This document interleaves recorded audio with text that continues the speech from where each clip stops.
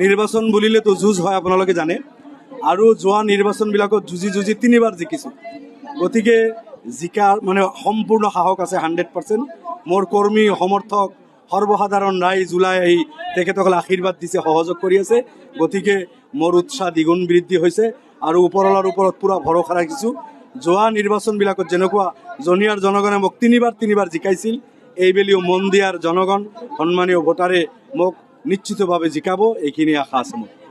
তেখেতে বাঘবৰৰ বিধায়ক আছিল, মই জনিয়াৰ বিধায়ক আছিলোঁ। মোৰ সমষ্টিত মই ডেভেলপমেণ্টৰ কাম কৰিছোঁ, তেখেতৰ সমষ্টিত তেখেতে কৰিছে। মইতো চেলেঞ্জ কৰি আছোঁ তেখেতক, মই প্ৰত্যাহ্বান জনাই আছোঁ যে এটা জিলা পৰিষদত হিচাপ কৰক, স্কুলৰ সংখ্যা কিমান, স্কুলৰ ইনফ্ৰাষ্ট্ৰাকচাৰ কিমান ডেভেলপ হৈছে, স্কুলৰ বিল্ডিঙৰ নামত কিমান পইচা আহিছে।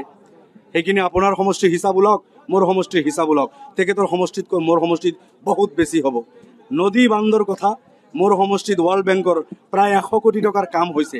চলচলীয়া, বৰডাঙা, মোৱামাৰী, বেচিমাৰী, কাউৰজাহী, ডাউকমাৰী, আপোনাৰ চিকনি, জাউৰিমাৰী কাম হৈ গৈছে।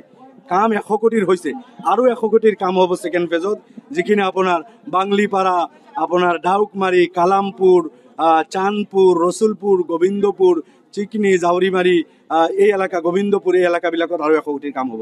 তেখেতৰ সমষ্টিততো 20-30 কোটিতকৈ বেছি কাম হোৱা নাই। ব্ৰহ্মপুত্ৰৰ 1 টকাত কাম হোৱা নাই।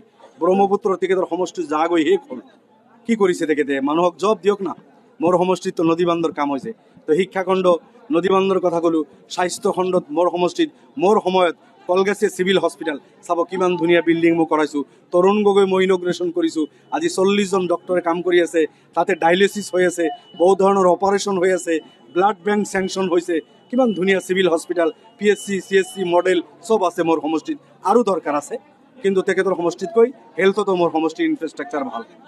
ৰাস্তা, মই তেখেতক চেলেঞ্জ কৰিছোঁ, আপোনাৰ সমষ্টিত যদি 500 কিলোমিটাৰ আছে, মোৰ সমষ্টিত 600 কিলোমিটাৰ আছে।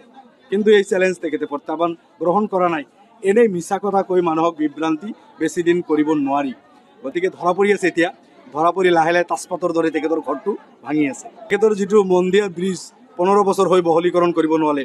মানুহে কিমান জমৰ জটনা, 1 ঘণ্টাৰ ট্ৰাফিক জাম হৈ যায়। জলজলিৰ ওপৰত এটা ব্ৰিজ কৰিব পৰা নাই।